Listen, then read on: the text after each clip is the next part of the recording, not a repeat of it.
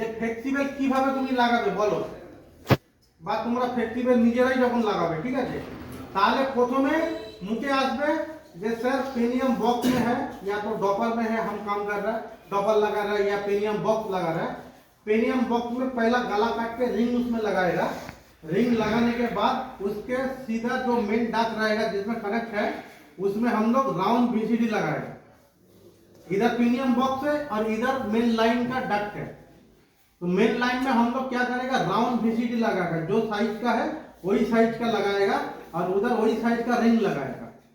फिर दूरी में कितना गैप रहेगा मेजरमेंट करेगा, फ्लेक्सिबल कनेक्टर काटेगा, ले आके इसके मुंह में और इसके मुंह में डाल के जुगली बेल्ट बांध के टाइट कर देगा।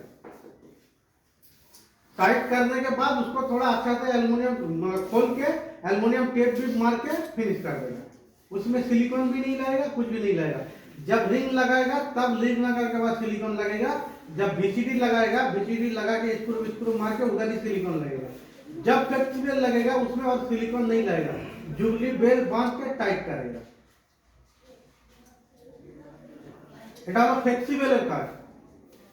আর যদি বলে যে ডাক ফ্লেক্সিবল কোথায় লাগবে, duct flexible connector matching connection FCU connection এইকিউ ম্যাচিং কানেকশন মানে এটু ম্যাচিং কানেকশন, এইগুলো হচ্ছে অতি লাগবে। ধরো ফ্যান আছে, ফ্যান কানেকশন এরকম গোল, ওই যে ডাক ফ্লেক্সিবল কানেক্টর ওর পুরো গোল প্যাকেট আসবে, তাই তো। ওই প্যাকেটে অনেক থাকবে, 30-40 না কত 50 মিটার থাকে, ঠিক আছে। তোমাকে ওই থেকে বের করে মাপ করে কেটে নিতে হবে। যদি রাউন্ড হয় ও রাউন্ড এরকম হয়ে গেল গোল, যদি স্কোয়ার হয় কেটে কোপ কেটে তোমাকে স্কোয়ার বেইনে নিতে হবে। বেইনে নিয়ে ধরো ডাক প্লাঞ্চ লাগতেছে তাহলে দুদিকে ডাক প্লাঞ্চ লাগাতে হবে, মেশিনের মুখে ডাক প্লাঞ্চ লাগাতে হবে, তারপরে তুমি ওকে জুড়তে পারবে, লাগাতে পারবে। তারপরে গ্যাসকিট লেগে চারদিকে চার কোণে নাট বল্টু করে টাইট করে জিকিলাম মেরে সিলিকন বের দিলে মেশিন কানেকশন হয়ে গেল।